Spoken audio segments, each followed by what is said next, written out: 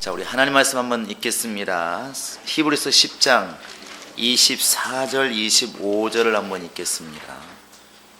히브리서 10장 24절 25절을 같이 읽겠습니다.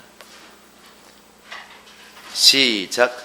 서로 돌아보아 사랑과 선행을 격려하며 모이기를 배하는 어떤 사람들의 습관과 같이 하지 말고 오직 권하여 그날이 가까움을 볼수록 더욱 그리하자. 1월 달에 이제 우리가 하나님과의 좀 시간을 갖자. 그리고 그 시간에 뭐 할 거냐? 주님의 음성을 좀 듣도록, 주님 말씀하시도록 한번 길을 열어보자 이렇게 했습니다. 아마 좀 미진하긴 할지 몰라도 우리 직분자들을 통해서 아마 이런 일들이 지금도 이루어지고 있으리라 믿습니다. 어느 시대에나 선택된 자가 있고 또 아무래도 따라가지 못하고 낙오된 자가 있기 마련인데, 아마 이제 모든 일 행사를 하고 모든 일을 하더라도 전 교인이 함께 뭉쳐서 가면 참 좋겠지만, 이게 환경이라든지 또 여러 가지 모양 때문에 따라가기 못하는 날도 분명히 생기기도 하고, 또 열심히 또 행함으로 말미암아 또 소개의 목적을 이루는 사람들이 있습니다. 근데 적어도 직분자라면 정말 그런 것들을 따라 움직일 수 있는 그런 능력과 또 열정과 담력도 있어야 될 줄로 믿습니다. 여러분들이 그 작업은 1월 달에 말씀드린 것처럼 하나님과의 시간을 갖는 것, 또 그분의 음성을 듣는 건, 이건 직분을 맡든 안 맡든 뭐 행복한 게 있든 없든 나이가 먹든 안 먹든 어차피 예수를 믿기로 했으면 하셔야 될 일입니다. 이런 기본 작업이 안 돼 있으면 우리가 이미 많이 봐온 것처럼 어떤 사람이 교구장을 되게 할 때는 잘하셨는데 교구장을 딱 내려놓는 순간에 불신자보다도 못하는 일로 돌아가는 경우가 많이 있고, 또 때로는 교회 안에서 여러 가지 뭐 회장이라든지 또 여러 가지 임원이 되어서 일을 참 잘합니다.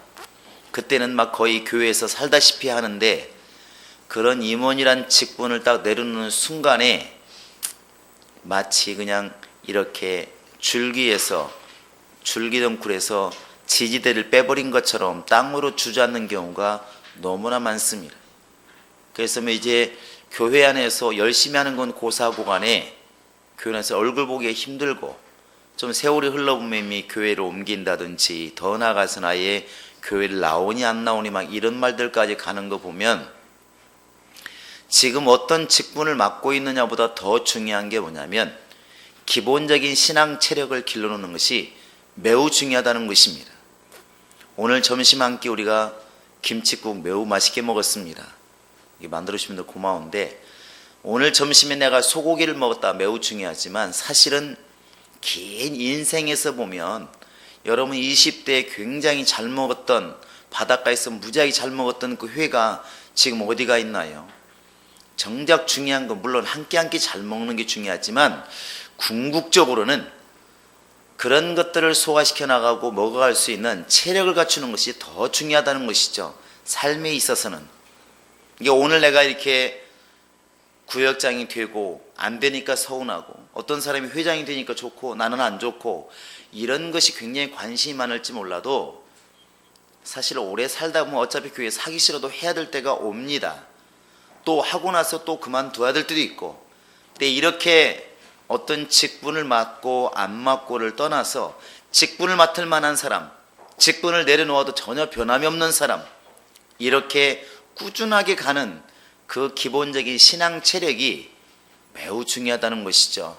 그러니까 여러분들이 직분자로서가 아니라 예수 믿는 신앙인으로서 그런 하나님과의 시간을 가지고 하나님의 음성을 들어가는 그런 예민한 감각을 갖는 것, 이것은 매우 중요합니다. 이게 우리가 좀 그런 것들이 이렇게 있었으면 참 좋겠다는 것이죠. 이것은 좀 훈련이 좀 필요한 것이고, 해보지 않으면 안 되게 돼 있습니다. 우리 늘상 얘기하지만 우리가 이렇게 해외를 가보지 않은 사람과 간 사람하고는 느낌이 달라요. 느낌이 아무리 사진을 아무리 보아도 다릅니다. 그러니까 한국의 고추의 매운맛을 본 사람들이 100번 말한 것보다 훨씬 나은 것처럼 신앙생활은 그런 것 같습니다. 그러니까 여러분들이 하나님과의 시간을 좀 가지고 음성을 듣는 작업은 교회의 어떤 활동, 직분 이런 것 상관없이 계속해 나가시기 바랍니다. 가장 그것이 안 돼버리면 어려운 것이니까 그 작업을 계속해 나갈 수 있기를 바랍니다. 그리고 이제 우리가 어차피 2월 중에는 이제 주중 모임을 시작하고 또 봄 되면 이제 전도라든지 다른 활동들을 시작할 텐데, 주중 모임이나 이런 활동들이 왜 꼭 필요할까? 가끔가다 교회 내에서 이런 소리를 듣습니다. 지금 너무 바빠서 모이기도 힘들고 이런 말들 많이 하는데, 가장 두려운 게 뭐냐면 귀찮고 힘들고 바쁘니까 아무 모임도 하지 말자. 이게 제일 무서운 말입니다. 제일 무서운 말이죠. 움직임이 없다고 하는 것은 결국 죽은 겁니다. 아이들과 할아버지 차이는 뭐냐면 아이들은 굉장히 많이 움직이죠. 눈 뜨자마자 먹기 위해서 움직이고 놀기 위해서 움직이고 친구 만나기 위해서 움직이고 집에 돌아오면 또 움직입니다. 계속. 그러니까 어른들이 아이들에 대해서는 뭐라고 그러냐면 제발 좀 그만 뛰어라. 이게 이제 어른들이 아이들한테 하는 말이에요. 근데 의사들이 노인들한테 하는 말이 있습니다. 제발 좀 누워있지만 말고 뭐 하라고요? 움직이라고. 이게 생명의 차이예요. 그러니까 교회가 충만한 것은 어떻게 알 수 있느냐? 교인들이 왕성해요. 막 왕성합니다. 그런데 어떤 모양이든 되게 한 사람 한 사람 보니까 성경도 많이 알고 굉장히 충만한 것 같은데 별로 움직임이 없어. 그건 절대로 충만한 게 아닙니다. 속고 있는 거죠. 충만한 것처럼 스스로가 속고 있는 것이지 그건 충만한 게 아닙니다. 이게 아이들은 움직이려고 해서 움직인 게 아니고 아이들의 생각에 야 운동을 해야 된다 그래야 건강하다 그래서 움직이는 게 아니에요. 본능적으로 걔들은 움직이지 않으면 병이 납니다. 병이 나요. 그런데 노인들은 가만히 있는 게 편해요. 근데 어른들의 생각이 뭐냐면 할아버지의 생각에 탈나지 않고 감기 걸리지 않으면 건강하다고 생각을 하는 것이죠. 근데 건강의 척도가 아이들처럼 움직임 있는 것이 건강한 것이지 가만히 있으면서 탈이 나지 않는 것, 그것은 건강한 게 사실은 아니라는 것이죠. 우리 행복한 교회가 즐거움과 자원함이라는 모토를 깔고 있기 때문에 가장 빠지기 쉬운 병이 뭐냐면 건드는 사람이 없다는 것입니다. 반대로 막 강제로 시키면 열심히는 하는데 자기 신앙이 아닌 게 문제죠. 거기는 여러분 이것을 잘 분별하지 못하면 행복한 교회 와가지고 신앙이 더 다운되는 경우가 많이 있을 수 있습니다. 왜? 안 건드니까. 요즘 누가 뭐 헌금 안 한다고 뭐라고 하긴 합니까? 그러니까 안 내도 그만이에요. 내도 그만 안 내도 그만. 근데 자기는 굉장히 잘한다고 생각하는 것이죠. 왜? 건들지를 않으니까. 또 구역 예배라든지 이게 강제로 막 드릴 때에는 참석 안 하면 모임 참석하지 않는 것이 믿음이 없는 것으로 판단하기 때문에 빠질래야 빠질 수도 없습니다. 그런 분위기에서는 구역 예배 한 번 안 가면 믿음 없는 것이 되기 때문에 가요. 그런데 이제 이런 데서는 누가 나 못 가겠습니다 그래도 뭐라고 안 씁니다. 그래요, 열심히 하십시오. 어느 순간에 구역 예배 빠져도 누군가가 나를 질책하지 않으니까 자기는 신앙이 없다는 생각을 못 한다는 것이죠. 그런데 우리가 지금 이런 상황에서 이런 신앙을 모토로 했을 때 스스로 움직일 만한 그런 신앙을 스스로 세우지 못하면 영적으로 굉장히 혼란에 빠질 수가 있다는 것입니다. 그래서 교회 안에서 이렇게 움직임이 없기를 원하는 것은 세상 사람이나 우리나 똑같습니다. 농부들이 비 오면 아침에 문 열었는데 비가 오면 되게 좋아하잖아요. 야 오늘 비 온다 야. 마치 노가다 하시는 분들이 이제 비 오면 오늘은 공치는 날 덕분에 쉰다고 생각하는 것이죠. 그것처럼 교회 안에서 어떤 모임을 만들고 어떤 행사를 만들면 벌써 대본에 딱 머릿속에 스쳐가는 생각, 뭘 또 만든 거야, 또 움직여야 돼, 이렇게 생각하는 그 생각을 여러분 스스로가 없애기를 바랍니다. 대답이 한 명밖에 안 나옵니다. 없애기를 바랍니다. 움직임이 없는 신앙은 죽은 신앙이다 생각하시길 바라고, 습관이 매우 중요한데 오늘 여러분 아까 읽으신 것처럼 25절에 모이기를 패하는 어떤 사람들이 습관같이 하지 마라. 그런 건 옳은 게 아니라는 것이죠. 그러니까 구역 예배도 번거롭다 모이지 말자, 주일 예배도 번거롭다 모이지 말자, 자꾸 이렇게 가버리면 결국에는 아무것도 해서는 안 되는 이제 일이 벌어지는 것이죠.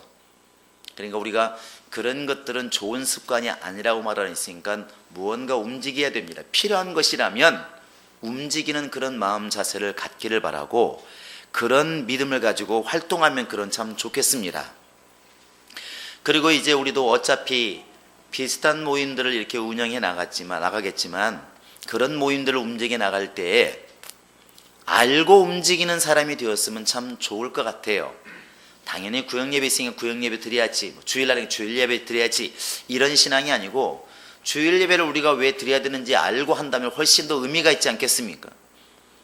구역 모임을 왜 가져야 되는지, 주중 모임이 왜 필요한지, 이것을 우리가 알고 가지면, 직분자가 알고 있으면 원래 중요한 게 뭐라는 걸 아는 것이죠. 그러니까 모임 자체를 우선으로 두는 사람은 모임이 안 나오면 믿음이 없는 것이고, 모임 나오면 믿음이 좋은 것이고, 그렇게 판단하는 것이고, 그 모임 자체의 내용을 중요히 여기는 사람들은 나오고 안 나오보다 더 중요한 것은 그 모임에서 그 모임을 원래 가지려고 했던 목적을 가지고 있느냐, 목적을 성취했느냐, 이것을 이제 성공의 척도로 본다는 것입니다.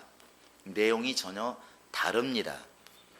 저희는 우리가 이제 모든 직분자가 주중 모임을 시작하더라도 왜 모여야 되는지, 이 모임을 통해서 우리가 무엇을 얻고자 하는지, 이게 있으면 참 좋겠어요.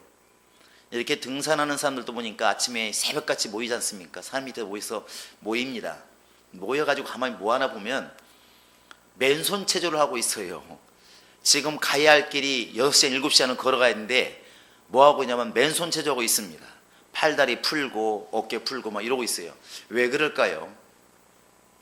그를 아무 생각이 없는 사람들은 귀찮아 죽겠는데, 지금 힘들어 죽겠는데 그냥 가면 되지 뭐, 어차피 운동으로 왔는데, 이렇게 생각하지만 가다가 부상이라든지 이런 걸 미리 염두에 두는 사람들은 미리 풀고 이렇게 간다는 것이죠. 그러니까 이게 아는 사람과 그냥 가는 사람하고는 전혀 생각이 달라집니다. 그러니까 오늘 여러분에게 제가 말씀드리고 싶은 것은, 왜 교회 안에 이렇게 예배도 있는데, 교회 안에 철야도 있고 예배도 있고 이런데 왜 굳이 이렇게 복잡하고 힘들고 어려운 바쁜 세상에 주중 모임을 가져야 될까? 이 당위성을 한번 이렇게 좀 같이 고민해 보고자 이 시간을 갖기를 원하는 것입니다. 예수님의 사역을 보면 예배만 드렸을까? 이렇게 회당에서 예배만 드렸을까? 그런 것 같지는 않습니다. 예수님은 한 번에 수천 명을 두고도 이렇게 설교도 하셨고, 또 12명을 데리고 씨 뿌리는 비유에서 말하는 것처럼 다시 비유를 풀어서 가르치기도 하시고 깨우치기도 하시고 때로는 혼도 내시고, 그 사마리아 여인, 수가성의 여인처럼 개인별로도 깨우쳐 주었다는 것이죠. 예수님 만났을 때만 해도 그 여인은 예수님이 누군지를 몰라봤습니다. 단지 유대인, 우리와 적대관계에 있는 유대인, 왜 저분은 우리한테 물을 달라고 할까? 평소엔 상종도 안 하면서 왜 나한테 물을 달라고 할까? 그냥 유대인, 지나가는 유대인의 아저씨밖에 안 되었습니다. 근데 예수님께서 하나하나 이렇게 깨우쳐 주시니까, 당신 내가 보니까 참 선지한데요, 당신 보니까 주님이신데요, 이렇게 깨우쳐 주는 작업도 반드시 했다는 것이죠. 예수님의 사역은 회당에서만 이루어진 게 아니라 마을에서도 이루어지고, 또 산에서도 이루어지고, 개인을 통해서도 이렇게 이루어졌다는 것입니다. 우리가 이렇게 교회 신앙생활을 갖다가 교회 안에서만 이루어진다, 그게 아니라 이 신앙생활이 직장에서도 가정에서도 또 여러분의 개인적으로도 이루어져서 이게 편만하게 이루어져야 이게 신앙생활이 건강하다고 볼 수가 있다는 것이죠.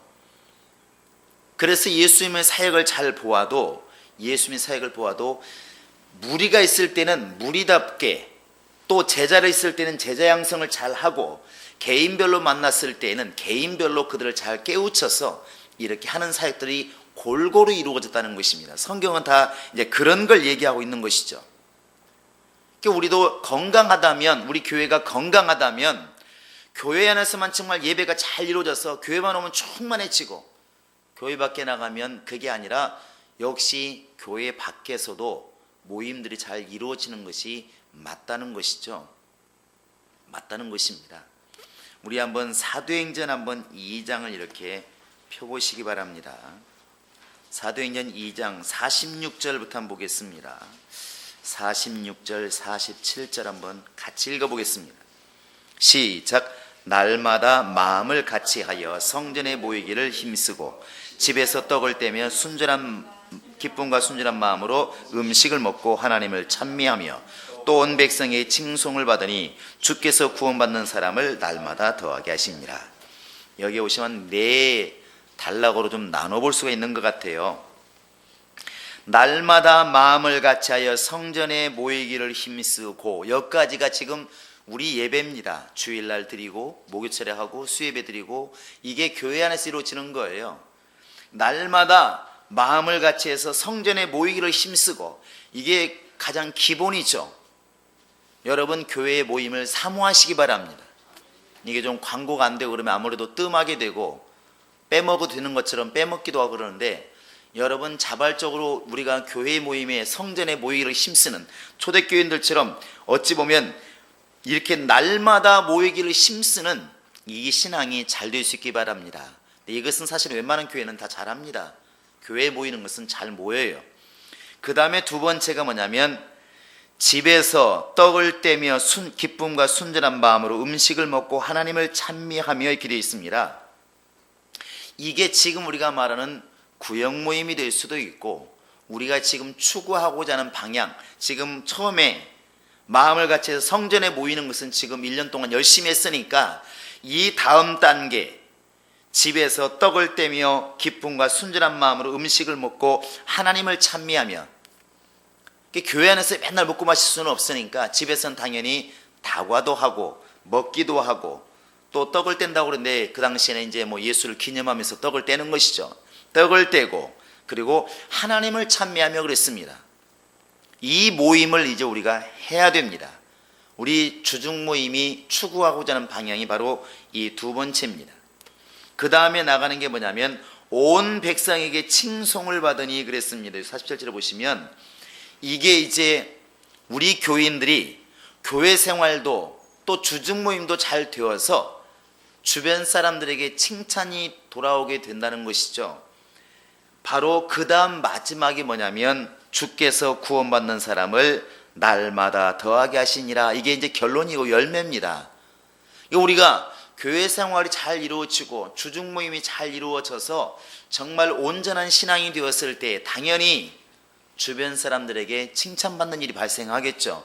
그 칭찬받는 걸 통해서 결국 우리 주변 사람들이 우리의 선행을 보고 믿음을 듣고 이제 주 앞에 돌아오게 되니까 구원받는 사람의 숫자가 이렇게 많아지게 된다는 것입니다.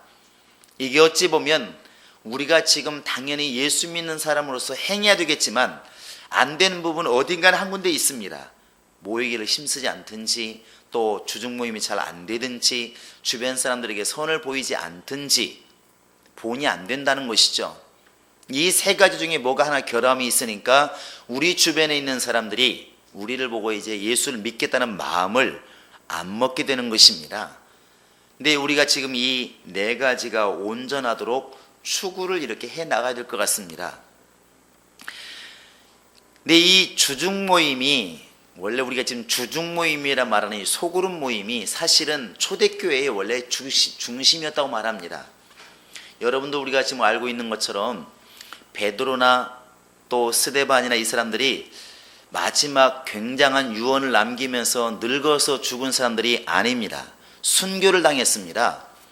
지금도 로마라든지 뭐 이제 터키라든지 이집트도 가보니까 땅 속에 이렇게 예배당들이 있습니다. 카타콤이라 말하기도 하죠. 갑바도게도 마찬가지인데, 그런 땅 속에 사람들이 굴을 파고 들어가서 예배당을 만들고 숨어서 사는 것이죠. 땅 속이 좋아서 그런 것이 아니라 밖에서 신앙생활하면 잡혀 죽으니까 땅 속으로 들어갈 수밖에 없었다는 것이죠. 초대교회는 엄청난 핍박이 심했습니다. 엄청난 핍박이 심했죠. 그러니까 예수 믿는 것을 드러내면 죽을 수밖에 없습니다. 지금처럼 교회라고 드러내놓고 예배할 수가 없었다는 것입니다. 그럼 어떤 모임들이 왕성했을까? 그렇다고 해서 교회가 없어졌느냐? 그건 아닙니다. 굉장히 막 번져나갔죠. 전도가 왕성이 되었습니다. 우리처럼 길거리 나가서 외친 게 아닙니다. 그러면 내가 죽으니까 그 당시는 개인별로 정말 목숨 걸고 주변 사람들에게 예수를 전하는 거죠. 여러분 지금 알고 있는 것처럼 이 초대교회에는 분명히 소그룹 모임이 중심이었다는 것인데, 언제부터 이렇게 지상으로 나와서 교회가 커지고, 사실은 2사람, 3사람, 5사람 모임보다도 수만 명씩 모이는 교회가 이렇게 커지기 시작했는가, 공인화되기 시작했는가. 그게 이제 313년 밀라노 칙령이라고 불려지는 콘스탄틴 대제가 이제 기독교를 공인했다는 것이죠. 기독교를.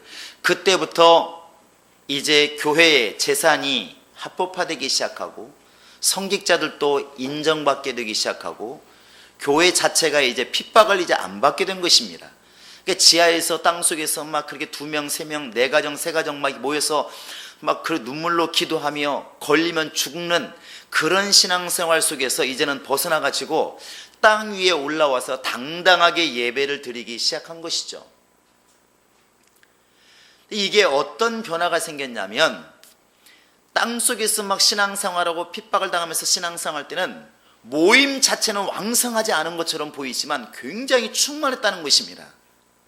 고난 속에서도. 그런데 국가가 인정하기 시작하니까 모임 자체가 외형적으로는 굉장히 편안해지고 좋아졌는데 생명력을 잃어버렸다는 것입니다.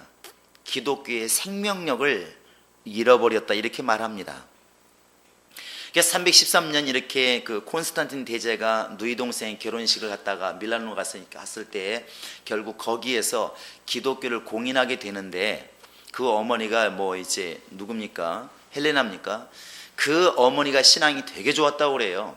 얼마나 신앙이 좋았으면 그 빌라도 총독에게 예수님께서 심판받을 때 계셨던 그 계단, 그걸 직접 뜯어다가 지금 로마 바티칸이 있는 베드로 성당이라 말하는 거기에 지금 그 계단을 그대로 옮겨 놓았다고 그랬죠.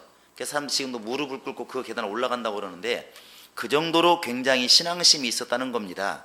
그 어머니가. 그리고 이제 지금도 천주교에서 그 사람을 이제 바로 이제 성이라는 말을 붙이죠. 유명한 사람들에게 12사도와 같이 그 반열에 올려서 이제 성 헬레나 뭐 이렇게 말합니다. 근데 그 어머니가 그 베드로 무덤이 있는 바로 로마의 그곳에 이제 교회를 지었다고 그럽니다. 그게 이제 시초가 되어서 지금 베드로 성당이 지금 지어져 있는 것이죠. 그런데 그러다 보니까 사람들이 이제 합법적으로 하나님을 섬기고 믿고 예배하다 보니까 눈에 보이는 교회가 이제 건물이 중요하게 생각이 들고, 그리고 이 교회를 합법적으로 끌어가는 이제 성직자들이 대단해 보이기 시작하고, 국가에서 이제 인정해 주다 보니까 교회의 재산이 많아져 가고, 이게 점점 더 이제 타락의 길을 걷는 것이죠. 외형적으로는 굉장히 기독교가 왕성이라는 것처럼 보이는데 내면적으로는 마치 요즘 아이들이 키도 크고 등치는 큰데 체력은 옛날에보다 못한다고 그러지 않습니까? 이렇게 체력적으로는 그렇게 된 것입니다. 그러다 보니까 이제 1500년대에 들어서 지금 있는 그 베드로 성당을 짓기 시작하는데, 너무나 엄청나게 짓다 보니까 뭐 미켈란젤로와 라파엘로 같은 사람이 이제 설계를 하고 짓습니다. 거의 100년 넘게 이걸 지었죠. 얼마나 잘 지으려고 설계를 했으면, 지금 뭐 대단하니까. 그런 게 당연히 엄청난 이 교회를 짓다 보니까 천문학적인 돈이 들어가지 않습니까? 당연히 돈이 모자라니까 돈 거들 궁리를 할 수밖에 없는 거. 그때 나온 게 이제 면죄부라는 것입니다. 면죄부. 이 천주교인들은 고해성사를 합니다. 신부 앞에 가서 이렇게 고해성사, 이런 죄를 졌습니다. 그래도 말끔하게 씻기지 않은 벌이 있다고 생각하는 것이죠. 그 벌을 어떻게 할 것이냐, 그 다음에 우리가 천국 가려면 죄가 없어야 되는데 그 죄를 어떻게 할 것이냐. 그래서 이제 증서를 주는 것이죠. 이 증서를 돈을 주고 사면 죄가 없어진다. 그래서 면죄부입니다. 그걸 팔아가지고 돈을 모아서 이제 성당을 짓는 것이죠. 기독교가 그 당시에 얼마나 타락했으면 여기까지 갔을까. 그 당시는 성직도 매매했다고 그럽니다. 이 성직도. 그렇게 왜 개인 택시를 이렇게 판다고 하는 것처럼 성직도 파는 것이죠. 목사직도 돈을 주고 이제 팔게 되는 것이죠. 이런 성직 매매부터 시작해서 이제 교회가 부유해지니까 당연히 뭐 나중에는 오직 얼마나 이 성직이 권위가 대단했으면 교황이 결국엔 나라 왕을 이렇게 세우지 않습니까? 서로 막 쌈박질이 나. 교황과 이제 황제가 서로 싸우는 것이죠. 그게 중세 역사 아니겠습니까? 기독교가 굉장히 성장한 것처럼 보이지만 사실은 그렇게 공인되는 순간부터 생명력을 잃어갔다고 학자들이 얘기를 합니다. 그러면 지금 우리가 그런 기독교의 외형, 교회가 커지고 성도가 많아지고 교회 재산이 많아지고 이런 외형적인 데서 생명을 찾지 않고 비록 잡히면 죽는 그런 상황이라 할지라도 비록 땅속이라 할지라도 하나님이 함께 하셨고 정말 충만했던 그 모습이 원래 진짜 교회 모습이 아닐까. 그게 진짜 교회 모습 아니겠습니까? 그렇게 돌아가야 정상이라는 것이죠. 그렇다고 지금 땅을 파고 돌아가라는 게 아닙니다. 또 오늘부터 가가지고 뭐 북한산 가가지고 땅 파기 시작하면 안 됩니다. 그런 차원이 아니라 우리가 지금 이런 소그룹 모임들, 생명력이 막 넘치는 이런 소그룹 모임을 우리가 추구를 해야 그게 맞다는 것입니다. 한국교회도 다 말을 합니다. 요즘에 너무나 대형화되었다. 너무나 세속화되었다.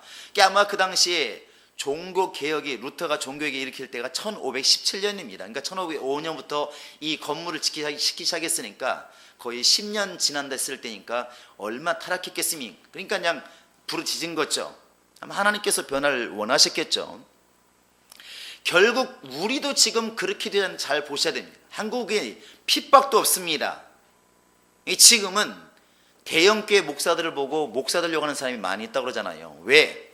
야, 들어보니까 뭐 퇴직금이 뭐 몇십억이니 연봉이 몇 억이니 뭐 이러니까 할만하잖아요. 할만하잖아요. 이렇게 돼가는 것이죠. 목사님들이 정말 요즘에 뭐 세습이란 말을 씁니다. 세습이 꼭 나쁜 건 사실 아니거든요. 근데 왜 그러냐면 이렇게 생각하는 것입니다. 교회가 많이 돈이 없었더라면 정말 돈이 미치는 교회라면 자식에게 그대로 넘겨주려고 했을까? 사람들은 거기에 대해서 의심을 품는 것이죠. 교회가 적어도 수천억 수억 원의 재산이 있으니까 남주기는 아깝고 아들이 맡아주었으면 좋겠다. 이 마음이 목사의 마음속에 있다고 사람들은 인정을 하는 것입니다. 그 속마음은 누구도 몰라요. 그런데 세상이 볼 때는 그렇다는 것이죠.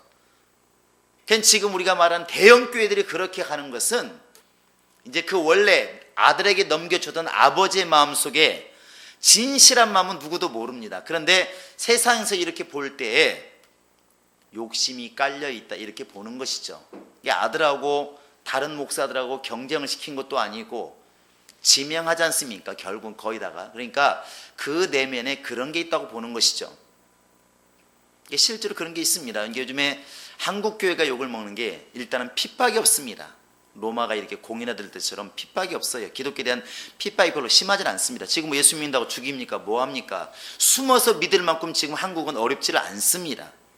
그러다 보니까 그렇게 로마 바티칸에 그 베드로 성당을 지었던 그 당시와 우리가 지금 많이 닮아 있다는 것이죠. 한국교회가 교회 새로 짓기 운동을 막 펼치 않습니까? 엄청나게 큰 건물들을 교회를 짓는 게 사실 나쁜 건 아닌데 이 목적이 이제 거기가 있는 것이죠.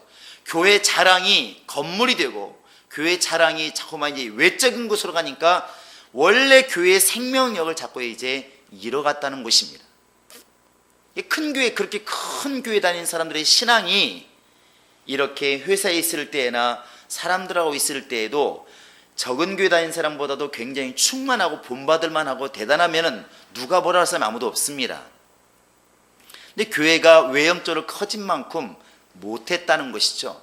로마 시대로 돌아가 보면 313년을 기점으로 이렇게 교회가 공인화되었는데 이제 마음 놓고 찬송할 수 있고 마음 놓고 모여서 예배할 수 있습니다. 그런데 이 사람들의 신앙이 야 나는 교회 다닌다 이런 자부심이 있는 사람의 신앙이 313년 이전 걸리면 죽는 핍박당할 때 그 사람들보다 신앙이 좋으냐?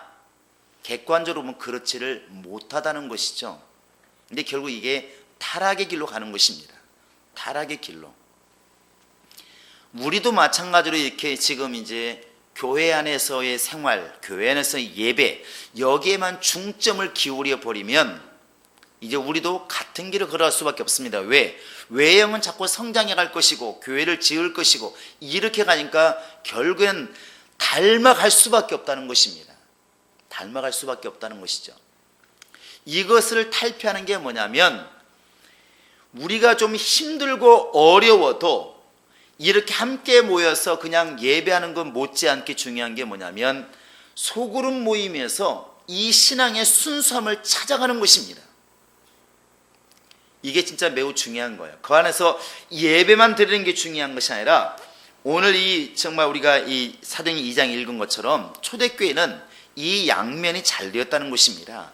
가정에서 모여서 정말 음식을 먹고 하나님을 찬송하고 이게 잘 되었다는 것이죠. 저는 이 생각을 하면서 무슨 생각을 자꾸 이렇게 오버랩되냐면 동호회가 생각이 납니다. 동호회. 지금 세상 사람들도 부모하고도 잘 안 만나요. 만나기 어렵고 형제들은 더더욱이나 만나기 어렵습니다. 그러니까 옛날에는 가족이라고 하는 것, 혈통이라고 하는 것 매우 중요했습니다. 또 지역이라고 하는 한 동네 사람이라는 게 매우 중요했는데 지금은 아파트에 살면은 저는 아파트 안 살아봐서 모르겠는데 아파트 살면은 앞집을 잘 모른다고 그래요. 실제 저도 지금 우리 옆에 사람을 잘 모릅니다.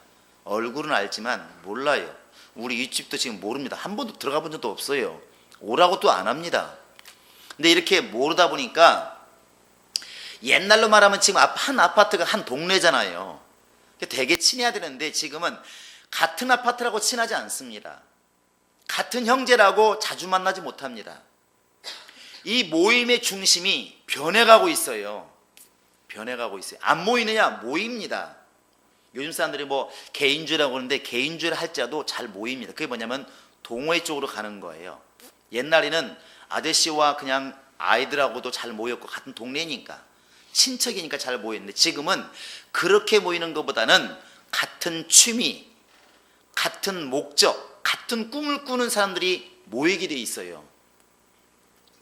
그것을 이루어가는 것이 세상에서는 동호회라 말합니다. 그러니까 똑같은 운동이라고 다 모이냐 그게 아니에요. 자전거를 좋아하는 사람은 자전거 타는 사람끼리 모인다는 것이죠. 산 좋아하는 사람은 산 좋아하는 사람끼리 모이는 거예요. 음악 좋아하는 사람은 음악 좋아하는 사람끼리 모이고. 그러니까 옛날부터 사람들이 안 모인다, 개인주의다 그러지만 결국 모임 형태가 바뀐 것 뿐이지 모이는 게 똑같습니다. 작년 연말에 동창을 만나봤더니 한 아이가 이제 맨날 이렇게 뭐 카카오 스토리에 맨날 산에 올라간 사진이 나와요. 이렇게 맨날. 야, 이놈은 왜 이렇게 산을 많이 다니나. 산을 참 많이 다닙니다. 한국뿐만 아니라 뭐 해외까지 막 산을 다녀요. 근데 배는 잘 안 들어가고. 왜 그런가 했더니 산에 2시간 갔다 와서 먹는 게 또 2시간이니까 막 그런가 봐요. 근데 이제 내가 물었습니다. 야, 기수야, 넌 산에 자주 가는 모양이더라. 그랬더니 아, 그래 안 갈 수도 없어. 그래서 왜 그러니까 산악회장을 했더니 회장이 안 갈 수가 없잖아요. 그래? 회원 많아? 그랬더니 야, 머리 아파 죽겠다. 야, 600명이 600명. 야, 교회보다 부흥이 잘 되더라고. 산악회 만든 지 한 2년 됐는데 600명이 600명. 야, 우리보다 조직이 더 좋아. 야, 그것도 지난 사람인데 동창 지난해 사는데 전주에다 본거지를 두었어요. 600명이 지금 모여서 산악회를 운영하고 있는 것입니다. 무언가 느끼시는 게 없나요? 세상 사람들이 지금 개인주의라서 형제도 잘 안 만나고 친구도 잘 안 만나는 것처럼 보이지만 자기 필요에 따라서는 열심히 모여요. 매주 모입니다. 매주. 그런데 이 사회를 가만히 들여다보면 결국 끼리끼리 모여요. 자기들이 원하는 바를 통해서. 우리는 예수를 전하잖아요. 그 사람들은 뭘 전도하겠습니까? 그 사람들 전도합니다. 뭔 전도라면 산전도를 하는 거예요. 그 사람들은 공무원만 나도 맨날 사무실에 있으면 안 된다고 몸이 약해지고 하체 부실해진다고 토요일 날 뭐 하십니까? 토요일 날 그냥 집에 쉬는데 힘들어서 그럼 뭐라 말합니까? 우리랑 같이 산에 다닙시다. 아, 어떻게 맨날 다니 힘들은데요? 매일 안 나와도 괜찮아요. 격주로 나오시면 됩니다. 전도를 해 데리고 갑니다. 아고 나는 뭐 등산복도 없는데요. 괜찮아요. 내 거 있으니까 줄 테니까 오세요. 신발도 없는데요. 내 거 한 컬레 드릴게요. 그러니까 전도를 해요. 이게 틀림없다니까요. 방향이 달랐을 뿐이지 사람들은 자기들의 취미와 자기들 꿈에 맞는 사람들 그 사회를 이렇게 만들어가요. 그리고 산에 안 갈 때 그 사람 놀고 있는 게 아닙니다. 주중에도 계속 자기들끼리 연락을 하는 거예요. 이번엔 어디 산에 간대요? 아, 이번에 한라산 간대요. 눈 많을 텐데. 그래서 이번에는 무슨 뭐 아이진을 다 사야 된대요. 그래요? 나 빨리 사야 되겠네. 주중에 막 연락하는 거예요. 그게 즐거움인 거예요. 그게 기쁨이고. 과연 우리는 지금 교회 안에서 주일날 예배를 잘 드리는데 우리가 지금 세상 밖으로 딱 표출되었을 때 과연 그런 동호회원들보다 과연 우리가 기쁨이 있는가? 그런 자기 취미를 주는 동호회원들보다 끈끈함이 있는가? 그런 동호회원들보다 더 열심히 전도를 하고 있는가? 사실 장담할 수가 없잖아요. 근데 그것을 이렇게 우리가 얻어가는 게 뭐냐면, 취할 수 있는 게 뭐냐면 소그룹 모임입니다. 소그룹 모임. 교회가 이렇게 주일날 함께 모여서 우리가 지금 밥 먹는 것도 버겁잖아요. 우리가 지금 아마 지금 인원의 2배만 부응하면 이제 직분자들은 밥 굶어야 됩니다. 세신자 밥 먹이기 위해서 우리 직분자들은 밥 굶어든지 밥을 싸워야 될 거예요. 그런데 어쨌든 교회가 주일날 함께 모여서 뭘 어떻게 하겠습니까? 얼마나 무슨 얘기를 하겠느냐고요.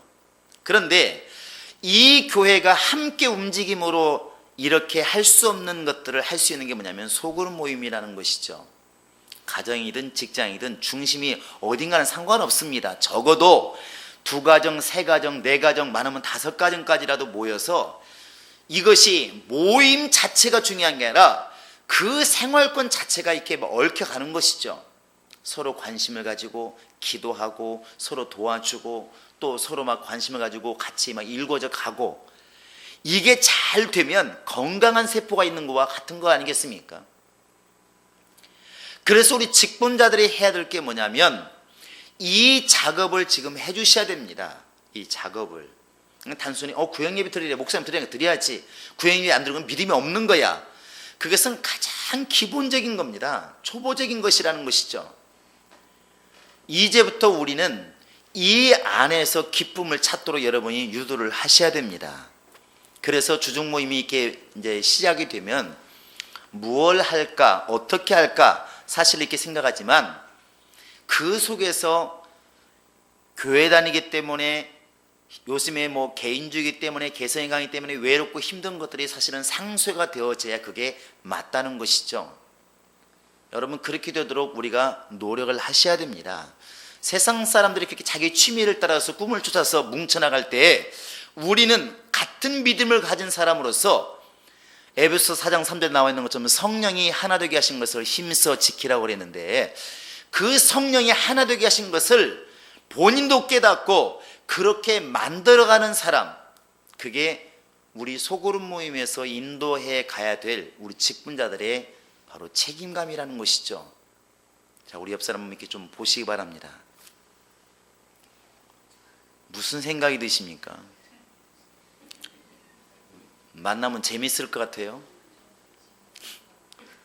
근데 이게 의무로 만나면 절대로 예배를 못 벗어납니다.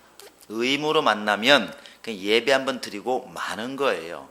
그런데 예배도 하나의 도구일 뿐이고 그 모임은 주님이 함께 하시는 그런 모임이 되었으면 참 좋겠다는 것입니다. 그 모임이 그렇게 되어야 또 살아있는 모임 같아요.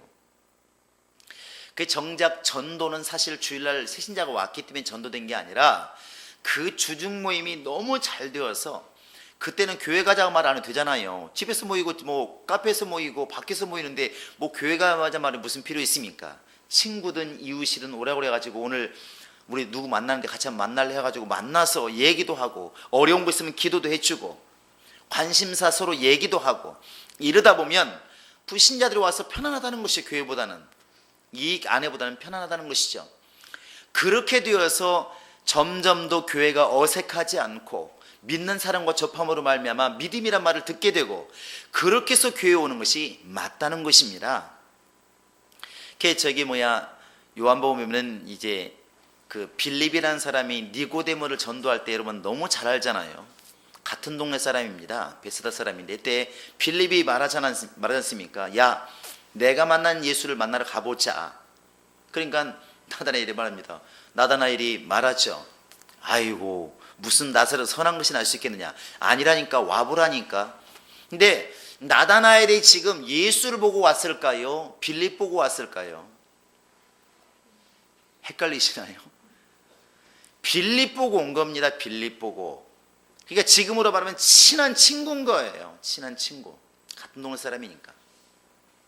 그 나다나엘이 예수 앞에 올 때까지 징검다리 역할을 한 게 누구냐면 빌립이었다는 것이죠. 결국 우리가 이런 소그룹 모임들, 주중 모임이 잘 이루어지면 사실은 이 주일 예배도 굉장히 뜨거워지고 충만해질 겁니다. 그런 모임들이 왕성하게 움직일 때 교회는 살아있는 교회라고 될 수가 있을 것이고, 그렇게 우리가 느끼질 않겠습니까? 주일날 단순히 사람과의 관계는 아무것도 없고 하나님과의 관계, 찬송과 말씀 들으면서 뭔가 느꼈다, 굉장하다, 감동이 온다, 이걸로만 끝나버리면 진짜 신앙생활하는 것이 과연 어디가 있냐는 것이죠. 마치 TV에 보면서 야, 굉장한 아구찜 나오니까 야, 저 집 진짜 맛있겠다, 이렇게 생각하는 거고 뭐가 다르냐는 것이죠. 실제로 그것을 보았으면 가서 먹어보는 작업이 있어야 감동이 오는 것처럼 신앙생활이 그런 것 같습니다. 그러니까 우리 옛날에 기도원 신앙이라고 그랬죠. 무슨 일 생기면 기도원에 가서 예언 받으려고 하지 않습니까? 자꾸만 답답하니까 그러기도 하겠죠. 자꾸만 그 신령하다는 사람들이 따라 왼쪽으로 가라, 오른쪽으로 가라, 오늘은 동쪽에 운이 있다, 주님이 오늘 동쪽에 계신다, 이러면 기분이 매우 좋은 것이죠. 이렇게 돼버리면 평생 동안 쫓아다니는 것입니다. 이건 참 어렵죠. 이런 신앙이 아니라 우리가 주중 모임을 통해서 얻고자 하는 것은 바로 그것입니다. 우리가 믿는 자로서 정말 기쁨을 얻고 서로 간에 힘이 되고 의지가 되고 서로 사랑과 선행을 격려하는 뭐가 있어야 되는데, 그 사랑과 선행을 격려하는 그런 모임들, 그런 관계를 이렇게 맺자는 것입니다. 주중 모임, 그러니까 자꾸 모임을 자꾸 생각하면 어려움이 있을 것 같아요. 그렇게 디테일하게 서로 좀 돌봐주고 아껴주고 감싸주고 같은 편이 되어주고 같은 것을 바라보는 이런 동질감을 이렇게 만들어 보자는 것입니다. 우리가 좀 그랬으면 참 좋을 것 같습니다. 엊그저께 축구가 있었습니다. 언제였죠? 굉장히 오래된 것 같아요. 어디였군요? 어제 졌습니다. 졌는데 여러분, 호주 팀이 골을 잘 넣으니까 굉장히 감동이 오던가요? 아니면 한국 팀이 골 넣는가 감동이 오던가요? 호주, 그런 사람은 빨리 호주로 가시기 바랍니다. 그게 막 싸우다가 그것도 어제는 또 왜 이렇게 하나님이 아슬아슬하게 해가지고 아, 끝났나 보다 했는데 그 짧은 인절 타임에 골을 넣었어요. 3분 딱 주었는데 1분 지난 다음에 골을 넣었습니다. 그러니까 우리가 그냥 기사회생했어요. 물속에 들어가서 죽을 뻔했는데 고개가 나온 거야. 살았다. 그냥 확 희열이 오르잖아요. 왜 희열이 오르죠? 내가 공차한 것도 아니고 저놈들이 이긴다고 해서 내가 지금 쌀 한 말 돌아오는 것도 아니고, 그게 동질감이에요. 축구는 걔들이 하는데 사실은 내가 하고 있는 겁니다. 왜? 같은 민족, 같은 국가니까 그렇거든요. 그게 바로 동질감입니다. 동질감. 근데 이번에 지금 IS에서 일본인 2명을 갖다가 붙잡아 놓고, 한 명은 지난번에 죽였고 또 하나를 지금 이제 살려내 죽이네 지금 말이 나오는데, 여러분 이렇게 보면서도 마음은 아프지만 별로 이렇게 가슴이 덜 그래요. 그렇죠? 저만 그러나요? 이게 별로 크게 와 닿질 않아요. 근데 그 당시에 옛날에 샘물교회가 아프가니스탄 갔을 때 뭐 11명인가 붙잡혀가지고 중내 산해할 때, 그 다음에 그 무슨 뭐 김영규 목사인가요? 박형규 목사인가 이렇게 순교당했다는 말을 들을 때는 막 가슴이 좀 이상하잖아요. 더더군다나 막 기독교인이고 그러니 더 하죠. 이게 다른 게 뭐냐면 동질감이 다른 겁니다. 동질감이 다른 거예요. 우리가 지금 이런 주중 모임을 통해서 회복해야 될 게 뭐냐면 이 동질감입니다. 동질감이 부족하니까 우리 행복한 교회에서도 가끔 들리죠. 안 들렸으면 하는데 들리지 말게 해달라고 설교를 하지만 들리는 게 뭐냐면 우리끼리는 사실 우리 교인들을 굉장히 감싸주고 아껴주고 도와줘야 되거든요. 어느 순간에 보면 너에 대해서 내가 재판관이 되어 있는 것이죠. 그래서 비난 아닌 비난이 되고 헐뜯는 게 되고 때로는 시기와 질투가 나오고 이게 나오는 것입니다. 그렇지 않기를 이렇게 바라는데 마귀는 행복한 교회도 절대로 이게 비켜가지는 않는 것 같아요. 그런 모습이 없으면 좋겠는데 가지고 있어요. 근데 이런 모습들을 우리가 벗어나는 길은 어디에 있을까? 완벽하지는 않겠지만 바로 이런 주중 모임을 통하여서 지금 예배할 때보다 훨씬 더 끈끈하다는 게 그냥 단순히 친하다는 게 아니라 네가 있음으로 내가 힘이 나고 네가 있음으로 내가 신앙생활 잘하고 이렇게 되는 관계를 좀 맺어주기를 원하는 것입니다. 성경에서 전도하러 보낼 때도 혼자 보내지 않고 2명씩 보내지 않습니까? 성경이 뭐라고 하느냐면 한 사람이면 넘어지겠지만 2사람이 좋은 것은 한 사람이 넘어질 때 일으켜 세우기 때문에 좋다는 것이죠. 이런 모임들이 분명히 있어야 되고 그런 관계가 있어야 된다는 것입니다. 그래서 우리가 이제 주중 모임을 이렇게 만들어 가실 때 함께 모여서 예배한다만 생각하지 마시고 나와 함께 맺어준 사람들과 더 디테일하게 내가 그 사람들을 칭찬해주고 격려해주고 여기까지 갈 수 있도록 여러분들이 지금 고민하셔야 됩니다. 특별히 여기 앉아 계신 분들이 이 고민을 안고 가신다면 분명히 달라지리라 믿습니다. 여러분 그렇게 해주시기 바랍니다. 이게 하루아침에 이루어지진 않겠지만 그런 방향을 두고 우리가 움직여 나가면 분명히 지금보다는 내일보다는 내년이 낫지 않겠습니까?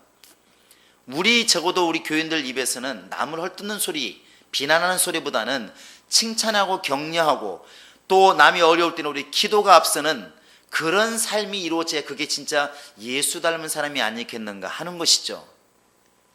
왜 주중 모임을 해야 되느냐? 주일 예배도 있는데 수 예배도 있는데 바로 이런 사랑과 선행을 격려하기 위해서 본질적인 예수의 생명력 있는 삶을 위해서 이 주중 모임은 반드시 필요하다는 것입니다. 우리 옆 사람 얼굴 보시면서 또 앞뒤로 보시면서 한번 이렇게 오늘 정말 최고로 기분 좋아서 돌아갈 수 있도록 한번 칭찬 한번 해보시기 바랍니다. 자, 한번 해보세요. 시작.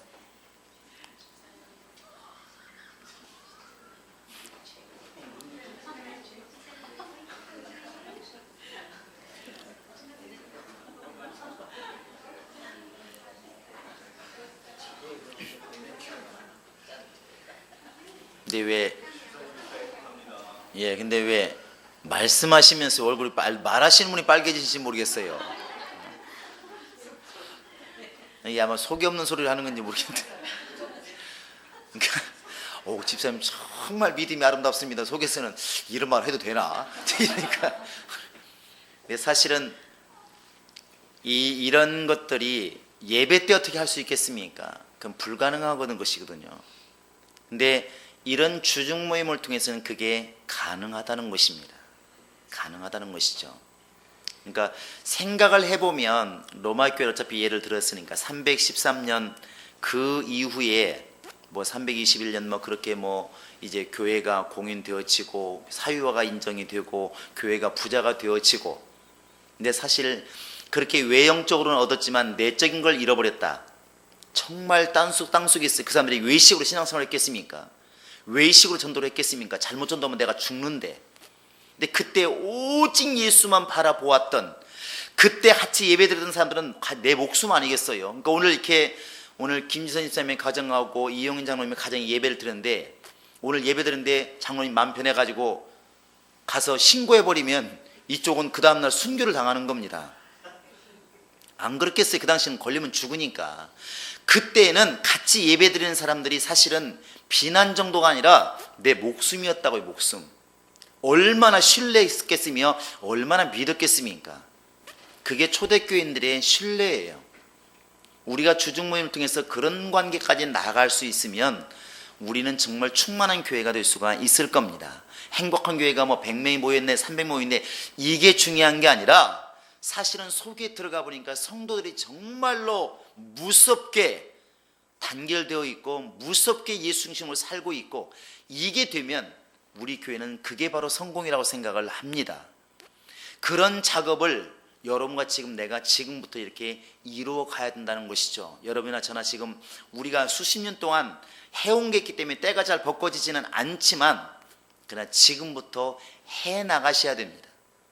이제 6월 달부터는 이제 우리가 주중 모임을 가지게 될 텐데, 그런 모임을 가질 때 모임만 생각하지 마시고 오늘 말씀드린 이것을 좀 염두에 두었으면 좋겠습니다. 주중 모임은 예수의 생명을 회복하는 것이다. 그리고 사랑과 선행을 격려하는 것이다. 그리고 정말 신앙인으로서의 동질감을 회복하는 것이다. 적어도 이 주중 모임이 왕성히 살아나서 우리 행복한 교회에 누가 어렵다 그러면 내일처럼 가슴이 아프고 내일처럼 마음이 타고 내일처럼 막 기도가 나오고, 적어도 이 수준까지는 가야 되지 않겠는가. 국가대표 선수들이 이기면 그렇게 기분이 좋고 우리나라 선수가 가서 메달을 따면 그렇게 기분이 좋은데, 죽고 사는 생명의 문제를 다루는 교회에서 같이 신앙생활하는 사람이 그 정도 동질감이 없다고 한다면 어떻게 교인이라고 볼 수 있을까? 우리가 정말 성령으로 하나 됐다고 볼 수 있을까? 아니라는 것이죠. 그래서 우리는 이제 주중 모임도 이렇게 그냥 단순히 예배 드렸으니까 잘하고 있다가 아니라, 그것은 하나님의 표면적인 것 뿐이고, 그 모임을 통하여서 관계가 회복되어지고 또 신앙이 회복되어지고 서로 간의 사랑과 선행을 격려하는 그런 열매가 주중 모임을 통하여 회복되면 좋겠습니다. 그래서 주일날에는 우리 전체가 예수 안에서 하나라고 하는 것을 느끼는 모임이라면, 주중 모임을 통해서는 이렇게 하나님을 제대로 아는 사람들의 모임이 얼마나 끈끈하고 얼마나 사랑스럽고 얼마나 이렇게 아름다운가를 볼 수 있는, 체험할 수 있는 그런 모임이 되면 참 좋겠다는 것입니다.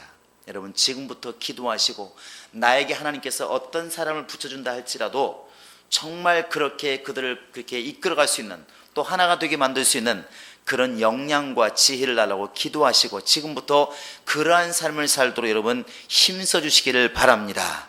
할렐루야. 그래서 우리 교회가 이제 1년 지나면서 하나하나 이런 모임들을 만들어 갈 때 무언가는 달라야 되지 않겠습니까? 목적도 다르고 목표도 다르고 움직여가는 방향도 분명히 달라야 된다고 생각합니다.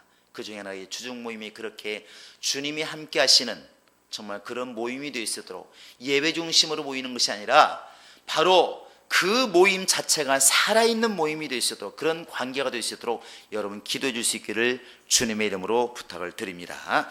이 시간 다 같이 우리 기도하시겠습니다. 기도할 때 하나님, 우리에게 그런 믿음이 있게 하소서. 이제 주중 모임이 시작될 때 정말 내가 그러한 사람 되게 도와주시고, 그냥 모임에 의미를 두는 것이 아니라 사랑과 선행이 정말 이루어지고 그 안에 주님과 함께하는 기쁨이 이루어지고 삶에서 함께 이루어가는 동질감이 회복되어지는 그런 모임이 이루어지게 해달라고 함께 우리 기도하겠습니다.